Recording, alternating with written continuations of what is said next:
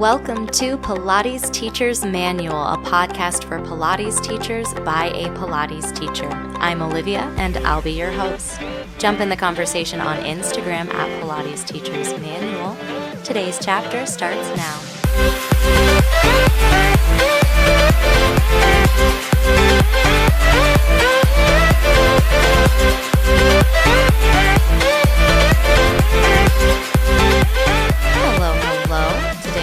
Discussing the certification process for Pilates teachers, the national exam, study tips, and also sharing my exam story. So stay tuned for that.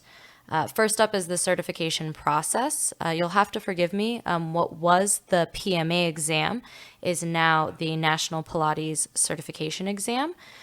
So you'll see a lot for Pilates teachers in terms of their credentials that we used to be PMA CPTs, which is Pilates Method Alliance Certified Pilates Teachers, and we are now NCPTs, which is Nationally Certified Pilates Teachers. The designation acronym changed, but it's still the certification exam that I'm going to be talking about. So you may hear people talk about it as the PMA exam because just a few months ago the name changed. The exam is the same. The first question you have to ask yourself when you are completing your Pilates teacher training program at your studio is whether you want to take this national exam in addition to testing out at the studio. What I'm going to tell you is that if you are really interested in teaching in Pilates, you should definitely take the exam. Yes, it's an exam, blah, you have to study, it's in a testing center and but it's really worth taking if you really want to teach Pilates. When you finish your studio certification process, you finish your teacher training program and the teacher training hours, it just means a lot to have sort of that additional certification on top of just your studio saying that you're qualified to being a Pilates teacher. The fact that you've taken this additional exam really shows that you're serious about teaching Pilates, and it goes a long way in terms of giving you credibility when you're applying to teach places. So if you're on the fence, take the exam. If you're not on the fence, I also think you should take the exam. It's worth taking. Again, the National Pilates Certification Exam is just kind of the standard nationwide and even worldwide in terms of caliber of Pilates instructors. So while that studio certification will let you teach at your studio, if you have this additional National Pilates Certification Exam under your belt, you can pretty much teach anywhere. And if teaching Pilates is something you want to do, highly recommend that you take it. The best preparation that you are going to have for the exam is your teacher training. So the first recommendation I can make to you is that you take this national exam as close to your test out as you can manage. You'll have all the material fresh in your head. You've been studying for your test out because there's, hands-on portion. I also had a written portion. All of this material's fresh in your head, the contraindications, the spring settings, everything is right at the front of your mind, and it's going to be very useful to you to not have to study twice. That if you can take the national exam close to your test out, you're going to save yourself a lot of time. I think I took my exam 2 or 3 weeks after my test out, and it was fabulous. I highly recommend. That was a great thing that I did. I hope that you can take advantage of that as well. In addition to your teacher training as amazing exam prep, definitely the review guide, the practice test booklet, and the online practice test are going to serve you very well. Yes, they cost money, but they are 100% worth it. The review guide and the practice test booklet are on Amazon. I will put the link in the show notes so you can check them out. It's actually been rebranded as well on Amazon, so it does say National Pilates Certification Exam. I assume that it's the same sort of material, and it is really worth it to do those practice tests because the questions are similar, the way they ask the questions are similar, the way they want you to be thinking about Pilates because, Pilates is so hands-on, but this is a multiple choice test. Like, it's just really valuable to get as much practice as you can. The review guide is not interesting. It is super dense. It is straight up columns of text, no pictures, just a lot of words. And it's not something you read for fun. It's definitely something that you read for information. The review guide is the condensed version of your teacher training, like all of the things that you should have learned in your teacher training in like black and white in columns without pictures. I'm a super visual learner, so it was difficult for me to just read that through. So I supplemented that study guide with my teacher training manual that, had pictures of the exercises, that had just like a little bit more for my eyes to latch onto. And that's fine because I know how I learn, and I knew that just reading that cover to cover wasn't going to do it for me. Instead, I broke it up and I said, okay, I'm going to study, contraindications, and I'm going to do this page of contraindications. I'm going to quiz myself, and then I'm going to take a break. And I just know that that's how I study. So I highly recommend that you kind of find out what works best for you in terms of studying, because the best recommendation in the world doesn't matter if that's not how you learn. Another thing that I did as I was working through that review guide was I was studying with a friend, which I highly recommend. Like, if there are people in your teacher training who are also doing the national exam, definitely have study parties. Work with them. It's more fun in community. Like, Pilates is a communicative adventure. And, everyone has their own mnemonics and their own ways of remembering things. It's more fun with friends. So if you can, and that's how you study, like, do that for sure. Another thing that the National Pilates Certification Exam everything offers is an online exam, which is a timed exam that has questions that really mimic the way the test is structured when you go take it for real. And it's worth taking. I want to say that I took mine a month before I took the exam for real. And it helps highlight where your weaknesses are in terms of material. If there's stuff that, wasn't quite sticking in your head, it kind of shines a light on that so you know what to review more. But it also just lets you get familiar with the test format and the interface for the test, because it is, it's multiple choice. It's got its own little thing going on, and it's nice to be comfortable with it so that when you see it and the score counts, you are a little bit more comfortable.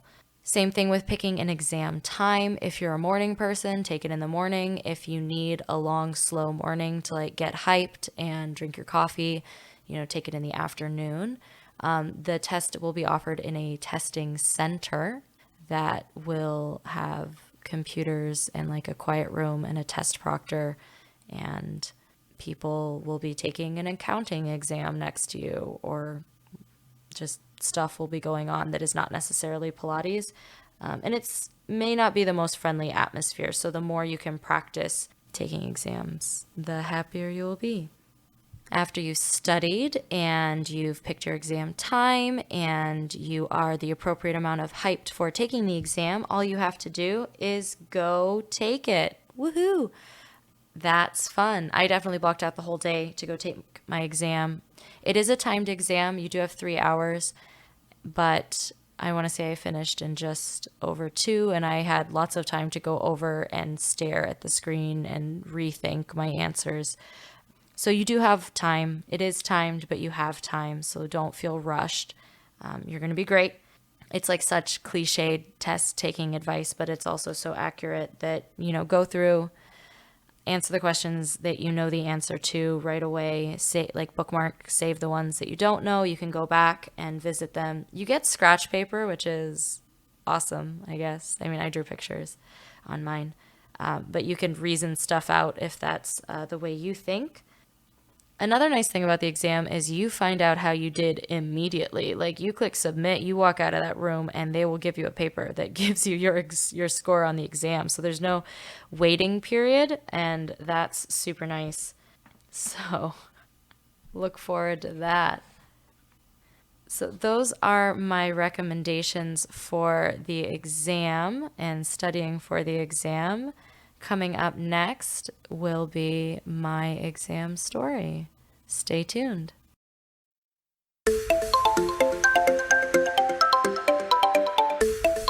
If you're a Pilates teacher or a Pilates enthusiast, you probably wear a lot of athletic wear.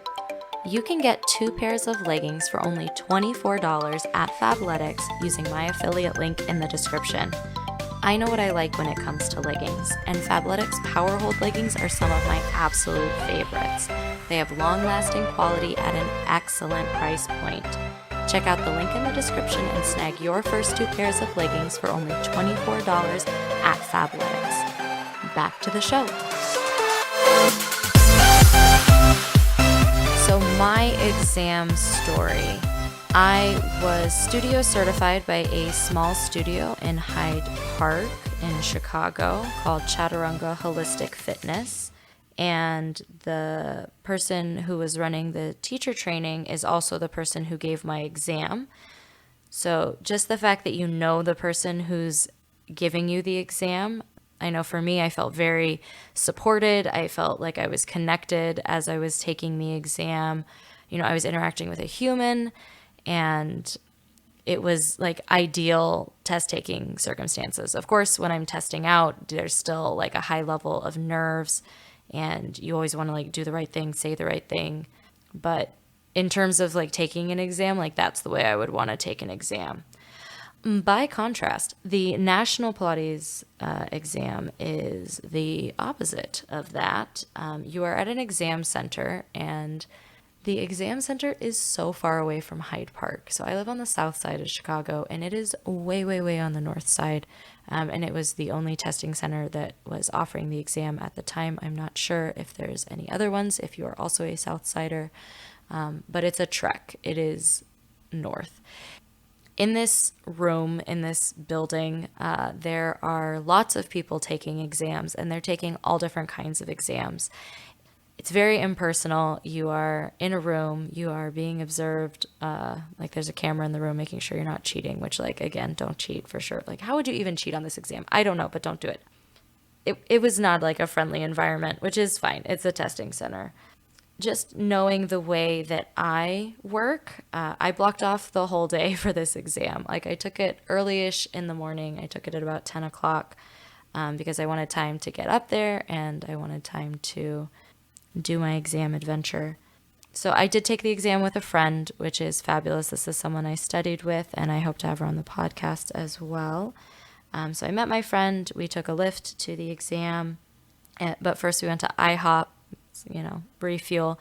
And like props to IHOP, I'm not going to lie, because I was like, you know what I would love to have before my exam? Chocolate chip pancakes. And also if the cook would be willing to draw a smiley face on my pancakes in whipped cream, that would be great. And so we asked our waiter, and the chef definitely did that. So thanks to him, because that just puts you in a good mood, chocolate chip pancakes with a smiley face. So then you go to the testing center, super impersonal. You give your name, you show your ID. We had the paper that says I'm scheduled to take the exam. You go in the room, there's computers. There was someone taking an exam that required a lot of typing. So there was like a constant typing thing, and then you're looking at the computer interface, and after a while you start to go cross-eyed because you've been staring at a computer screen for an hour and a half trying to answer like very cryptic questions, which feel like very lawyery, like they very much have that standardized test feel. That's fun. I don't have severe test-taking anxiety, but I have like a healthy amount of anxiety around taking exams. And my brain definitely felt fried going into it. And even after I took the exam, I was like, oh, I definitely missed a couple questions that I could have gotten right if I just exhaled. But as I said in the first part, it took me about 2 hours, and I had plenty of time to go back and, look at my answers and double check my answers, make sure I answered all the questions. It wasn't like a down to the wire thing at all. But I was exhausted still when I finished. I wish that I had taken a couple deep breaths and gone through some parts a little bit slower, actually, because there are a couple that I still kind of kick myself over. That's fine. Both my friend and I passed the exam, which is excellent. I felt super prepared taking the exam. Like, I wasn't surprised by the format or the way the questions were asked because I had done all those practice exams, practice tests, which if you are able to do, like, I really recommend, like, you'll just go into the exam feeling a lot more confident. I know I did. Even if you don't pass the exam the first time, you're able to take it again in a month for a lower cost, which is righteous. It's tricky. It's not easy, but also you'll be prepared for it. So I want to say that the year that I took it, it had about an 89% test pass rate. I will double check that and put that in the show notes. The really nice thing about the exam is that you only have to take it once and pass it once. Then once you're certified, you're just renewing your certification, and you'll have to get continuing education credits, and you'll have to, pay to renew. But when you pass it this first time, you're considered certified for 2 years, and you'll just renew it at the end of the 2 years, and you don't have to take the exam again. So take it once, and then you won't even have to worry about it ever again, hopefully, unless your certification lapses, in which case you will have to take it again. So don't let your certification lapse. But yeah, it was nice of them to include 2 years of your certification in your exam fee. So, like, cool, you don't have to double pay that. Fabulous. I will be talking about continuing education resources and how to get those continuing education credits and how to renew your certifications. So if that's of interest, take a peek at the next episode as well. Quick breakdown, takeaways.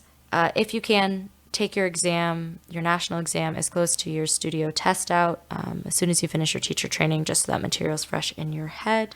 Definitely know your study style and then study the way that works for you. Like, if flashcards works for you, like, make a ton of flashcards. If working with friends works for you, work with friends. If reading that review guide cover to cover in a well-lit room in a library is the way you study, like, do that so that you feel prepared. Invest in those materials, the study guide, the practice questions, and then also the test practice. All of those things are going to really serve you well going into the exam. Set aside time to study and breathe when you're there. Remember to breathe, right? You've got this. I'm cheering for you. I would love to hear your exam story if you have taken the National Pilates exam. Definitely let me know what your exam experience was like. Did it involve pancakes and hopefully smiley faces and whipped cream? Did you feel anxious? How did it feel being done? Because the last thing I will say is being done with that was amazing. And you just get to feel cool for the rest of the day and hopefully for the rest of your life teaching Pilates, knowing that you really put in this extra time and you really got this extra certification and you can just, like, feel fancy. I know I do. Thank you for listening to this chapter of Pilates Teacher's Manual. Be sure to visit the Instagram link in the description for the post on today's episode. There you can leave your comments, ask questions, and join the conversation. Also, be sure to support the podcast and take advantage of the great affiliate links in the description. The adventure continues. Until next time.